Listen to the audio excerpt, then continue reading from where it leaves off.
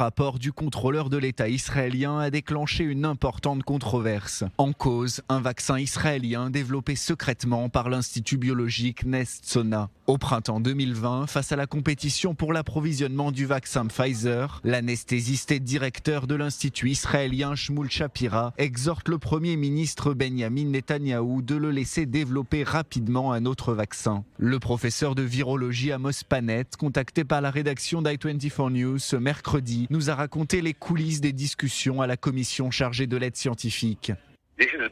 Cette proposition s'appuie sur les connaissances acquises lors de la fabrication d'autres vaccins.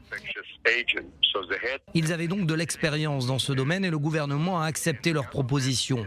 Ils ont commencé à travailler sur ce projet.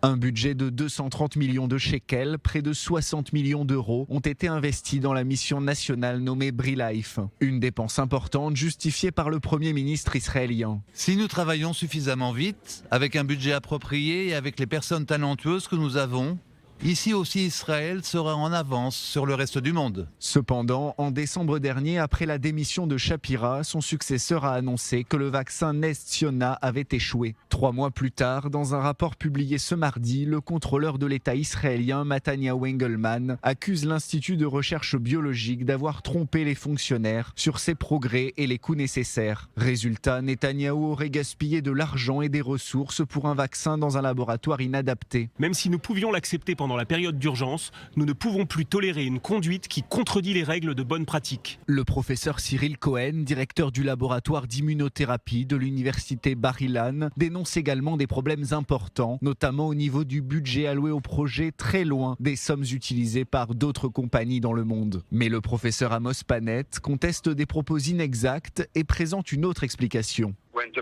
Lorsque le vaccin de Pfizer est arrivé, Netanyahou s'est désintéressé du vaccin israélien. L'argent qui au début était destiné à soutenir le vaccin s'est tari. Et vraiment, il n'y avait plus de soutien pour la poursuite du développement. L'Institut a accordé une licence à une société américaine parce que le gouvernement israélien refusait de continuer à soutenir le développement du vaccin. Israël a besoin de ces connaissances pour développer des vaccins. Ces connaissances n'ont pas été perdues. Je ne pense pas donc que l'argent a été gaspillé. J'ai suivi de très près le travail fantastique de l'Institut biologique. Benjamin Netanyahou n'a pour l'instant pas donné de réponse aux accusations du contrôleur de l'État.